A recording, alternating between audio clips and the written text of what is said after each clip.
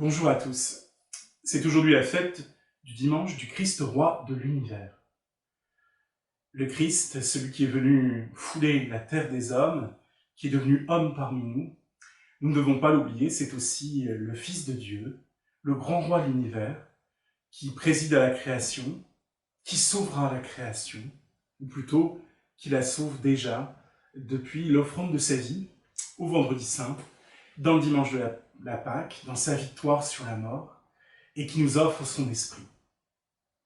Alors le Christ, dans la liturgie d'aujourd'hui, nous le découvrons dans les Écritures à la fois comme roi, comme pasteur, comme prêtre avec saint Paul, et aussi comme juge.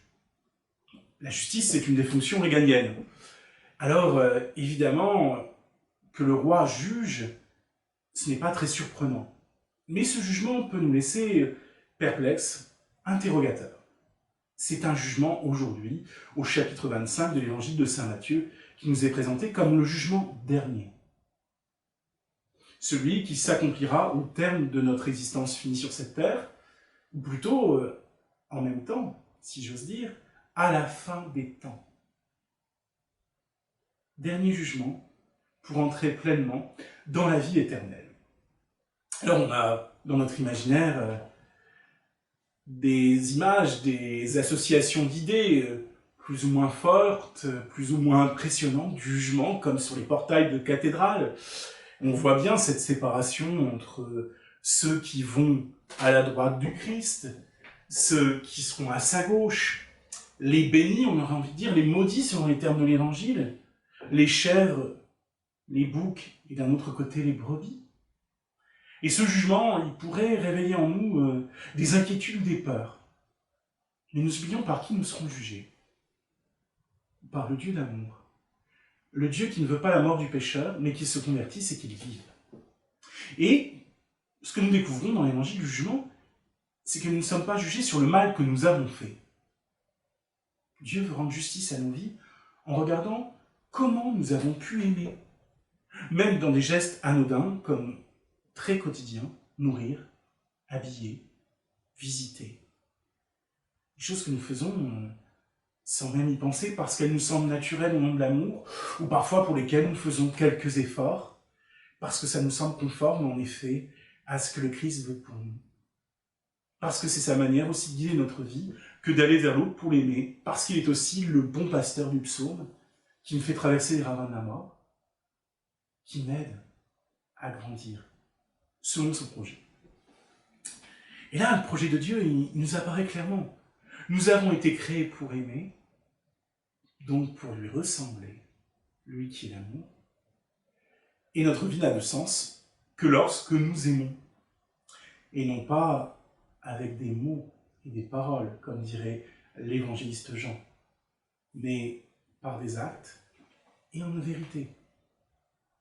Aimer, c'est bien, en effet, une manière d'être et d'agir.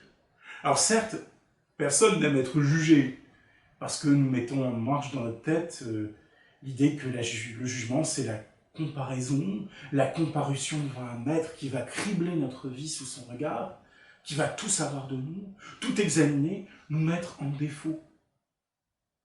Non. Dieu se révèle ici comme celui qui se manifeste dans chaque existence. Ce que vous avez fait au plus petit d'entre les miens, c'est à moi que vous l'avez fait.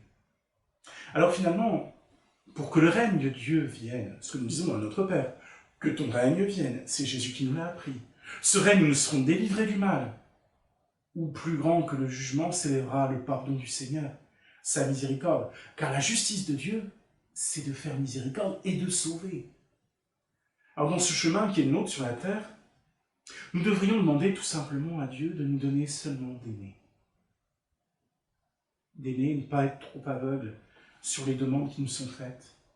D'être un peu comme ce bon samaritain qui voit l'homme tomber aux mains des brigands, gisant au bord du chemin, et qui peut s'en approcher.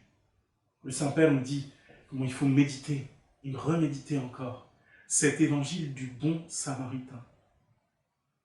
Nous serons jugés sur la manière dont nous vivons en frères. Nous serons jugés sur la manière dont nous aimons. Et il est normal que Dieu soit exigeant et attende beaucoup de nous.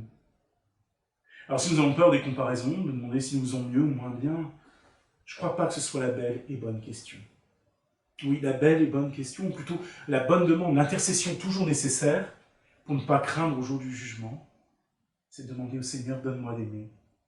Et si aujourd'hui j'ai pas assez aimé, j'ai mal aimé, j'ai oublié d'aimer, demain Seigneur, puisque tu m'accordes peut-être une autre journée, donne-moi seulement d'aimer.